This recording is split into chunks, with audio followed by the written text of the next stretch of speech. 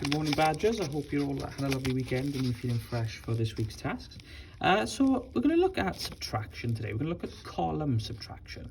Now, last week we looked at subtraction using a method called partitioning. And this week we're going to use a different method called column subtraction, okay? So as you can see here, I've got a little sum. I've got 24 take away 16, okay? So 24 goes on top, 16 goes underneath. Got a little takeaway sign there and then our answer boxes here.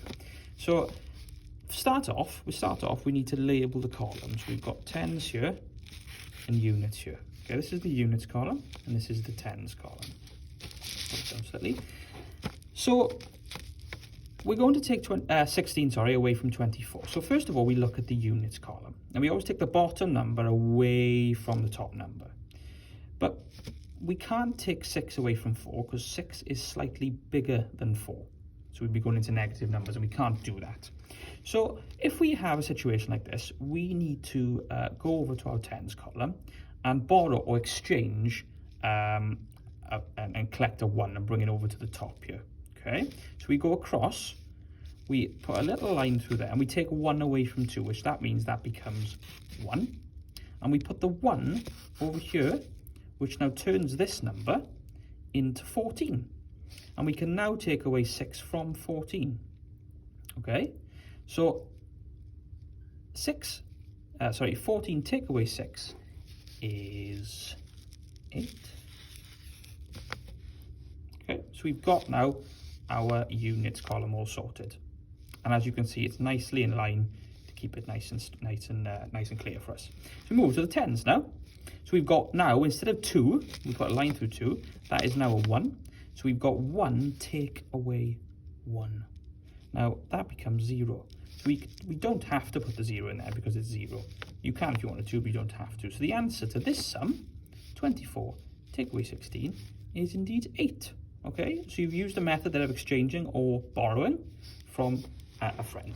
So let's have a little look at another one, slightly bigger sum this time. Okay. So we've got 62 take away 37. So again, label our columns. We've got units and we've got our tens. So units here.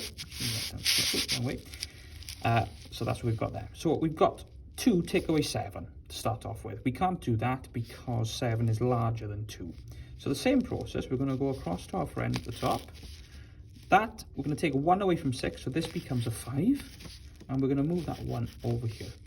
So now we've got 12 take away 7, and we know that that equals 5, so we put the answer 5 in just there.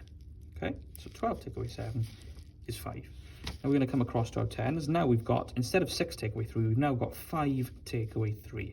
So 5 take away 3 we know is 2. We're going to pop in 2 there, and we've already answered that sum. So 62 take away 37 is indeed 25. So have a little look. If you struggle, use this video as a guide for you to how to work it out.